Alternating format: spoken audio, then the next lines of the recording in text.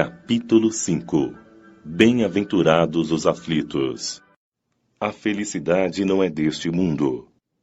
François-Nicolas Madeleine, Cardeal Morlot, Paris, 1863. Não sou feliz. A felicidade não existe para mim. Exclama geralmente o homem em todas as posições sociais. Isso, meus queridos filhos, prova melhor do que todos os raciocínios possíveis a verdade deste ensinamento do Eclesiastes.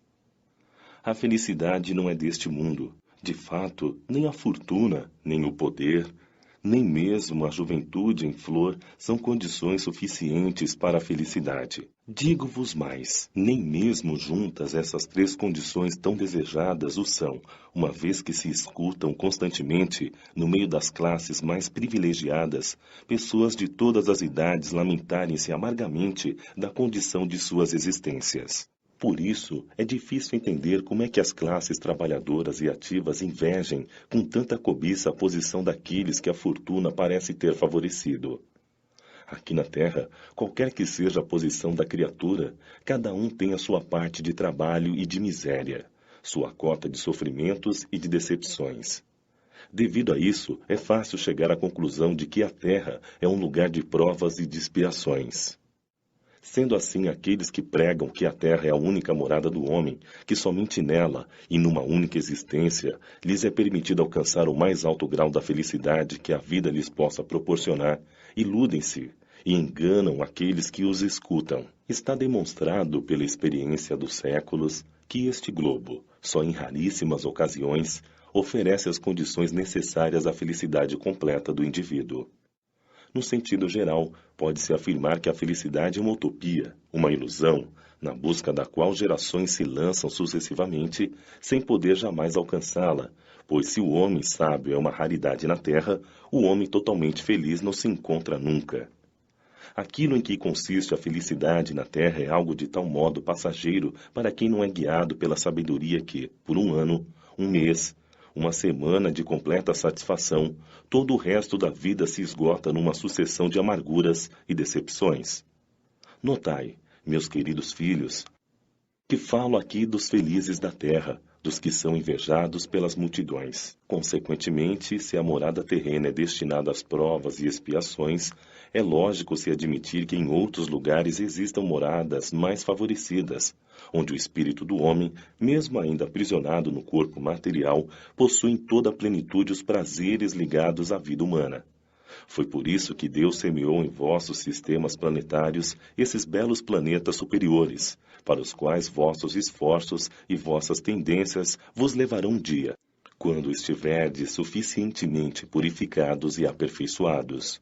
Contudo, não se deduza das minhas palavras que a Terra esteja destinada para sempre a ser uma penitenciária. Certamente que não. Dos progressos já realizados podeis facilmente deduzir os progressos futuros, e dos melhoramentos sociais já conquistados, novos e mais ricos melhoramentos surgirão.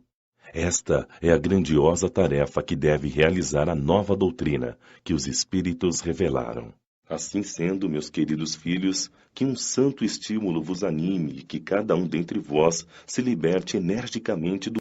Consagrai-vos à divulgação do Espiritismo, que já começou a vossa própria regeneração. Cumpre-vos o dever de fazer vossos irmãos participarem dos raios dessa luz sagrada. Mãos à obra, meus queridos filhos, que nesta reunião solene, todos os vossos corações se elevem a esse grandioso objetivo de preparar, para as gerações futuras, um mundo onde a felicidade não será mais uma palavra sem valor. Perda das pessoas amadas. Mortes prematuras. Sansão, antigo membro da Sociedade Espírita de Paris. Paris, 1863. Quando a morte se faz presente nas vossas famílias, levando sem critério os jovens antes dos velhos, dizeis muitas vezes: Deus não é justo, já que sacrifica aquele que é forte e com um futuro pela frente para conservar aqueles que já viveram longos anos cheios de decepções. Leva aqueles que são úteis e deixa aqueles que não servem mais para nada. Parte o coração de uma mãe, privando-a da inocente criatura que fazia toda a sua alegria.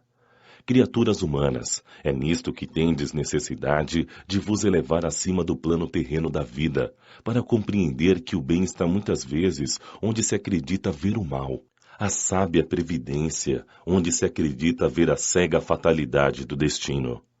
Por que medir a justiça divina pelo valor da vossa? Podeis pensar que o Senhor dos mundos queira, por um simples capricho, vos impor penas cruéis? Nada se faz sem um objetivo inteligente e tudo o que acontece tem sua razão de ser. Se meditasseis melhor o porquê das dores que vos atingem, encontraríeis sempre a razão divina, razão regeneradora, e vossos míseros interesses seriam uma consideração secundária que desprezaríeis ao último plano. Acreditai em mim, a morte é preferível, mesmo numa encarnação de 20 anos, a essas desordens vergonhosas que desolam famílias honradas, cortam o coração de uma mãe e fazem branquear os cabelos dos pais antes do tempo. A morte prematura é muitas vezes um grande benefício que Deus dá àquele que se vai, e que se encontra assim poupado das misérias da vida ou das seduções que poderiam arrastá-lo à sua perdição. Aquele que morre na flor da idade não é vítima da fatalidade. É que Deus julga que não lhe é útil passar maior tempo na terra. É uma terrível desgraça, dizeis, que uma vida tão cheia de esperanças seja cortada tão cedo. De quais esperanças quereis falar? Das da terra, onde aquele que se foi teria brilhado, trilhado seu caminho e feito fortuna? Sempre essa visão estreita que não se consegue se elevar acima da matéria. Acaso sabeis qual teria sido o destino dessa vida tão cheia de esperanças, segundo pensais? Quem vos garante que ele não poderia ter sido cheio de amarguras? Acaso considerais nulas as esperanças da vida futura, preferindo as da vida passageira que arrastais na terra? Pensais, então, que vale mais ter uma posição entre os homens do que entre os espíritos bem-aventurados? Alegrai-vos ao invés de vos lamentar quando Deus quiser retirar um de seus filhos desse vale de misérias. Não há egoísmo em desejar que ele permanecesse aí para sofrer convosco. Essa dor compreende-se entre aqueles que não têm a fé e que veem na morte uma separação eterna. Porém, vós, espíritas, sabeis que a alma vive melhor livre de seu envoltório corporal. Mães, sabeis que vossos filhos bem-amados estão perto de vós. Sim, estão bem perto. Seus corpos fluídicos vos rodeiam, seus pensamentos vos protegem, e a lembrança que tendes deles os enche de felicidade. Assim como também vossas dores insensatas os perturbam, pois elas denotam uma falta de fé e são uma revolta contra a vontade de Deus. Vós que entendeis a vida espiritual, fazei vibrar as pulsações de vosso coração em favor desses entes bem-amados, e, se pedirdes a Deus que os abençoe, sentireis em vós aquelas consolações poderosas que secam as lágrimas, aquela fé consoladora que vos mostrará o futuro prometido pelo soberano Senhor. Se fosse um homem de bem, teria morrido.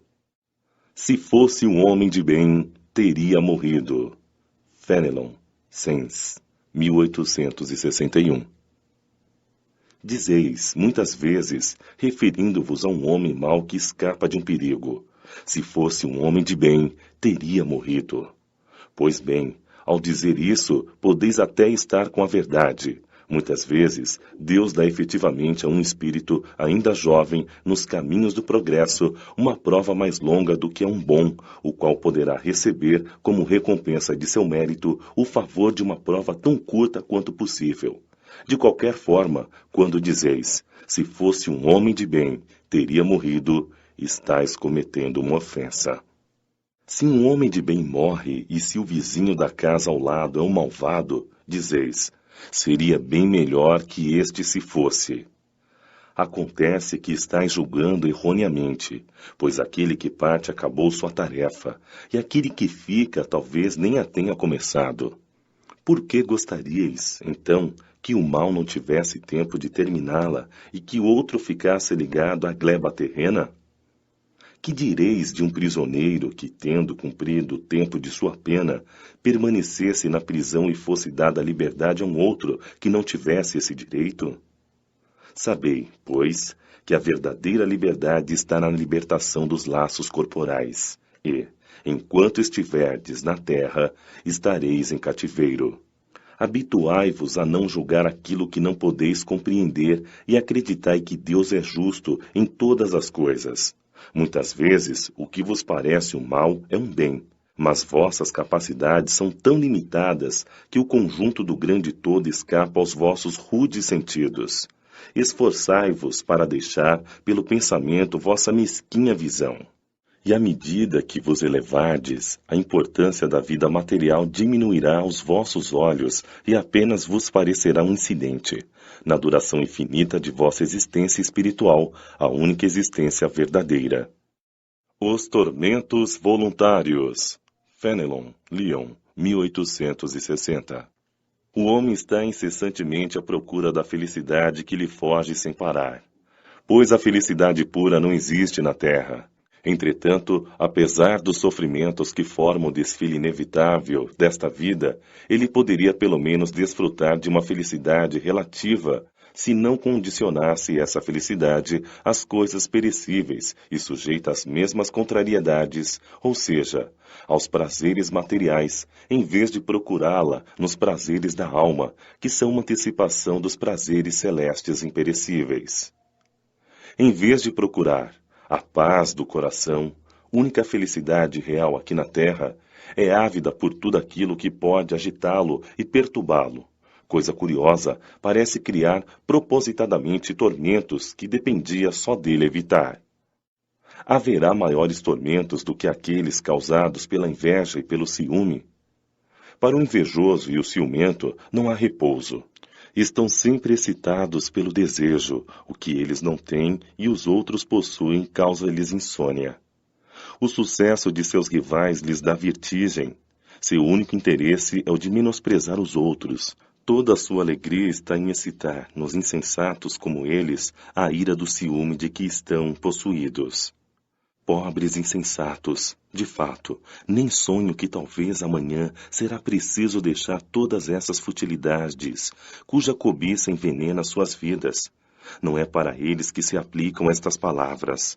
Bem-aventurados os aflitos, pois serão consolados, visto que suas preocupações não têm recompensa no céu. De quantos tormentos, ao contrário, se poupa aquele que sabe se contentar com o que tem, que vê sem inveja aquilo que não é seu, que não procura parecer mais do que é. Ele está sempre rico, pois se olha abaixo de si, ao invés de olhar acima, verá sempre pessoas que têm menos. É calmo, pois não cria necessidades ilusórias, e não é a calma, em si mesma, uma felicidade em meio às tempestades da vida? A verdadeira infelicidade. Delphine de Girardin, Paris, 1861. Todos falam da infelicidade. Já a sentiram alguma vez e acreditam conhecer seus vários aspectos. Eu venho vos dizer que quase todas as pessoas se enganam e que a verdadeira infelicidade não é aquilo que os homens, ou seja, os infelizes, supõem. Eles a veem na miséria, na lareira sem fogo, no credor exigente, no berço vazio do anjo que sorria, nas lágrimas, no caixão que se acompanha com a fronte descoberta e o coração partido, na angústia da traição, na miséria do orgulho que gostaria de se vestir de ouro e que esconde com dificuldade sua nudez sob os farrapos da vaidade. Tudo isso e ainda muitas outras coisas dá-se o nome de infelicidade na linguagem humana. Sim, é a infelicidade para aqueles que apenas veem o presente, mas a verdadeira infelicidade está mais nas consequências de um fato do que nele próprio. Dizei-me se o acontecimento mais feliz para o momento, mas que depois resulta em consequências desastrosas, não é na realidade mais infeliz do que aquele que à primeira vista causa uma viva contrariedade, mas acaba produzindo bem? Dizei-me se a tempestade que quebra as árvores, mas que saneia o ar ao eliminar os vírus insalubres que causam a morte, não é antes uma felicidade do que uma infelicidade? Para julgar algo é preciso ver-lhe as consequências. É assim que, para apreciar o que é realmente feliz ou infeliz para o homem, é preciso se transportar além desta vida, pois é lá que as consequências se fazem sentir. Portanto, tudo que ele chama de infelicidade, segundo sua curta visão, cessa com a vida corporal e encontra sua compensação na vida futura. Vou revelar-vos a infelicidade sob uma nova face, sob a forma bela e florida que acolheis e desejais, com todas as forças de vossas almas iludidas. A infelicidade é essa alegria falsa, esse prazer egoísta, a fama enganadora, a agitação fútil, a louca satisfação da vaidade que faz calar a consciência, que perturba a ação do pensamento, que confunde o homem quanto ao seu futuro. A infelicidade é o ópio do esquecimento que buscais incessantemente. Esperai, vós que chorais. Acautelai-vos, vós que rides, pois vosso corpo está satisfeito. Ninguém transgride impunemente as leis de Deus. Ninguém foge das responsabilidades de seus atos.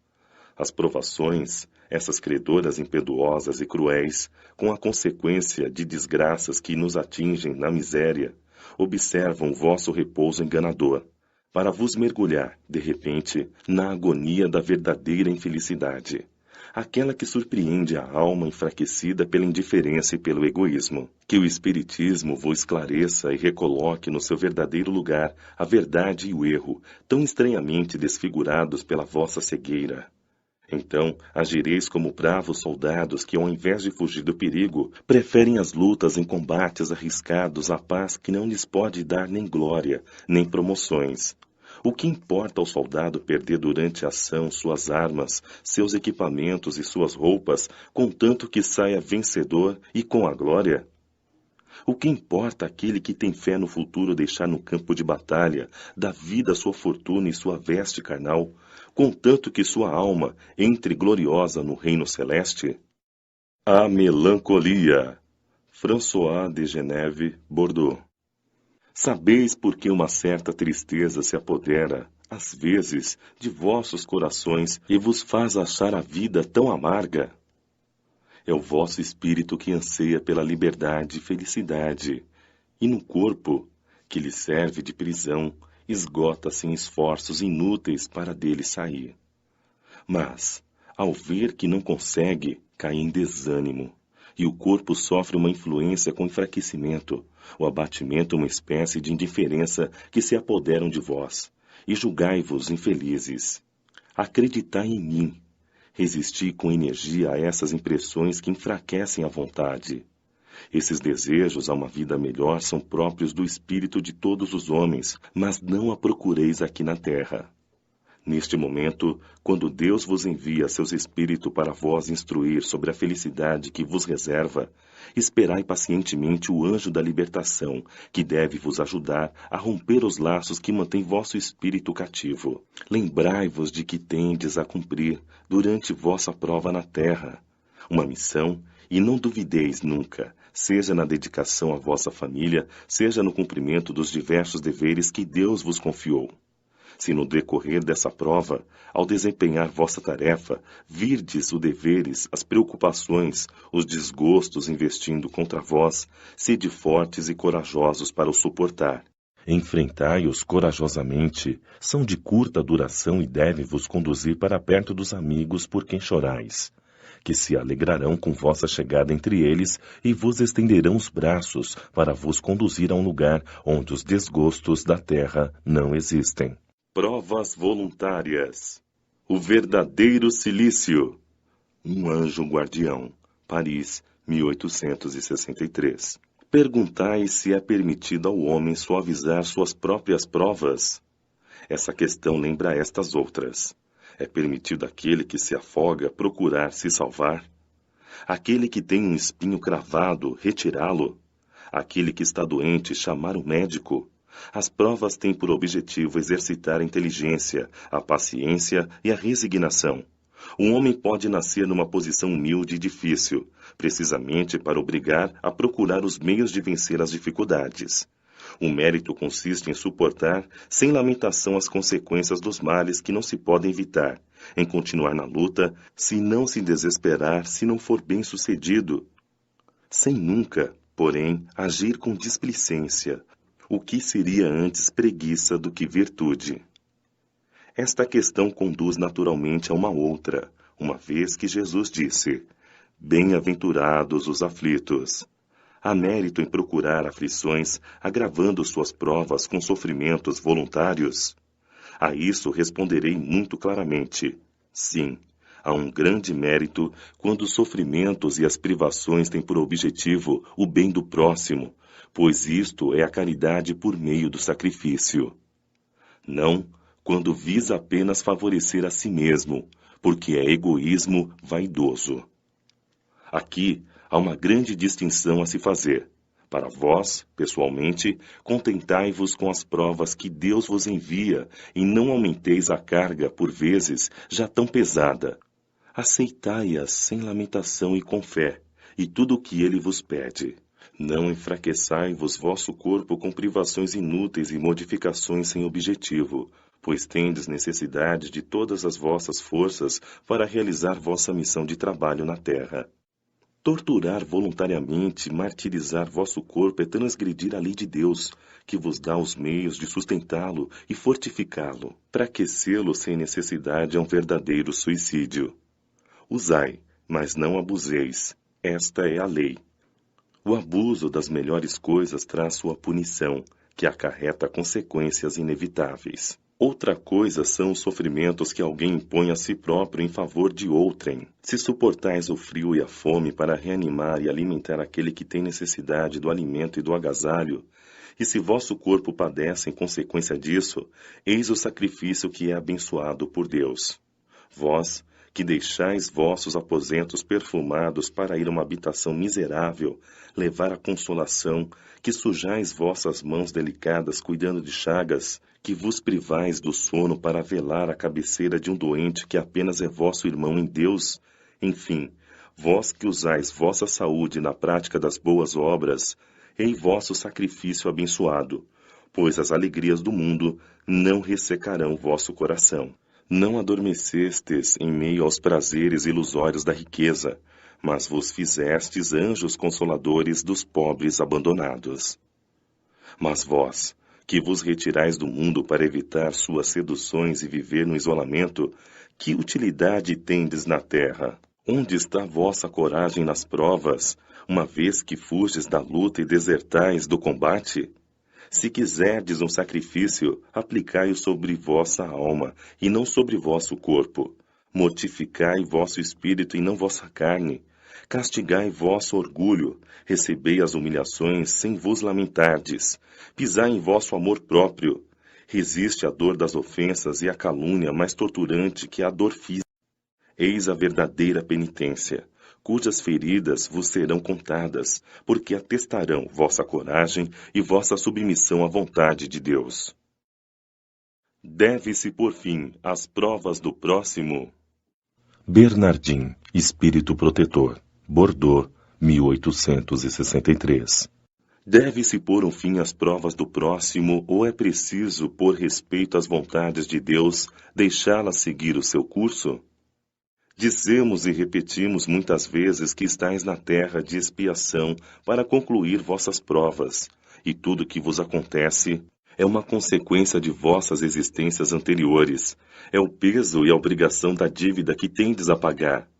Mas este pensamento provoca reflexões em algumas pessoas, ideias a quais é necessário combater, pois poderiam ter consequências desastrosas.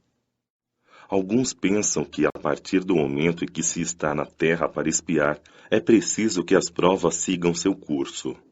Existem mesmo os que até acreditam que não somente é preciso não fazer nada para atenuá-las, mas que, ao contrário, é preciso contribuir para torná-las mais proveitosas, agravando-as. É um grande erro. Sim, vossas provas devem seguir o curso que Deus lhes traçou, mas não conheceis esse curso? Sabeis até que ponto elas devem ir, ou se vosso Pai misericordioso não disse ao sofrimento deste ou daquele de vossos irmãos, não irás mais além? Sabeis se a providência nos vos escolheu, não como um instrumento de suicídio para agarrar os sofrimentos do culpado, mas como um alívio de consolação que deve cicatrizar as chagas que sua justiça tinha aberto? Quando virdes, pois, um de vossos irmãos feridos, não deveis dizer, é a justiça de Deus, é preciso que ela siga seu curso, mas dizei ao contrário, vejamos que meio nosso Pai misericordioso colocou em meu poder para suavizar o sofrimento de meu irmão. Vejamos se minhas consolações morais, meu apoio material, meus conselhos não poderão ajudá-lo a transpor esta prova com ânimo, paciência e resignação. Vejamos mesmo se Deus não colocou em minhas mãos os meios de fazer parar esse sofrimento. Se não me foi dado também como prova ou expiação deter o mal e substituí-lo pela paz. Ajudai-vos uns aos outros, sempre, em vossas provas. Nunca vos torneis instrumentos de tortura para ninguém. Esse pensamento deve revoltar todo homem de bom coração, principalmente os espíritas, pois este deve entender o alcance infinito da bondade de Deus. O espírita deve pensar que toda a sua vida tem de ser um ato de amor e de dedicação, e que qualquer coisa que faça não contrariará, não causará embaraços às decisões do Senhor, não alterará o curso da justiça divina. Pode, sem receio, usar os seus esforços para suavizar a amargura da expiação do seu próximo, mas somente Deus pode detê-la ou prolongá-la, segundo julgue necessário. Não haveria um extremo orgulho por parte do homem ao se acreditar no direito de remexer, por assim dizer, a lâmina na ferida? De aumentar a dose de amargura no peito daquele que sofre, sob o pretexto de que isso é sua expiação? Olhai-vos sempre como um instrumento escolhido para fazê-la parar. Resumamos desse modo: estais todos na terra para expiar, mas todos, sem exceção, deveis empregar todos os vossos esforços para suavizar a expiação de vossos irmãos, segundo a lei de amor e de caridade. É permitido abreviar a vida de um doente que sofre sem esperança de cura? São Luís, Paris, 1860. Um homem está agonizante, vítima de cruéis sofrimentos. Sabe-se que seu estado não tem esperanças. É permitido poupar-lhe alguns instantes de agonia, apressando seu fim? Quem, no entanto, vos daria o direito de prejudicar os planos de Deus? Não pode o Senhor conduzir um homem à margem do abismo para retirá-lo de lá, a fim de fazê-lo voltar-se sobre si mesmos e de conduzi-lo a outros pensamentos? Ainda que se pense que haja chegado o momento final para um moribundo, ninguém pode dizer com certeza que essa hora tenha chegado. A ciência nunca se enganou nessas previsões? Sei muito bem que há casos que se podem considerar, com razão, como desesperadores. Mas, se não há nenhuma esperança fundada de um retorno definitivo à vida e à saúde, não há também incontáveis exemplos de que, no momento de dar o último suspiro, o doente se reanime e recobra sua lucidez por alguns instantes? Pois bem, essa hora de graça que lhe é concedida pode ser para ele da maior importância, pois ignorais os pensamentos que seu espírito pode fazer nos momentos finais da sua agonia, e quantos tormentos pode lhe poupar um minuto, um momento de arrependimento. O materialista que apenas vê o corpo e não se dá conta da alma, não pode compreender estas coisas. Mas o espírita, que sabe o que se passa além túmulo, conhece o valor do último pensamento. Suavizai os últimos sofrimentos tanto quanto vos seja possível fazê-lo, mas guardai-vos de encurtar a vida, que seja apenas por um minuto, pois esse minuto pode poupar muitas lágrimas no futuro. Sacrifício da própria vida. São Luís, Paris, 1860. Aquele que está desgostoso com a vida, mas, não querendo se suicidar, é culpado se procurar a morte no campo de batalha com o propósito de tornar útil o seu gesto? Quer o homem se mate ou se faça matar, o objetivo é sempre encurtar sua vida e, portanto, a intenção do suicídio, embora não ocorra de fato.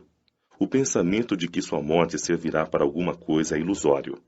É apenas uma desculpa para disfarçar sua ação e justificá-la aos seus próprios olhos. Se realmente tivesse o desejo de servir a seu país, procuraria viver defendendo-o e não morrendo, pois, uma vez morto, ele não servirá mais para nada. A verdadeira dedicação consiste em não recear a morte quando se trata de ser útil, enfrentar o perigo e oferecer sem temor o sacrifício da vida, se isso for necessário. No entanto, a intenção premeditada de procurar a morte expondo-se a um perigo, mesmo para prestar serviço, anula o mérito da ação. Um homem se expõe a um perigo eminente para salvar a vida de um de seus semelhantes, sabendo antecipadamente que ele próprio morrerá. Isto pode ser visto como um suicídio?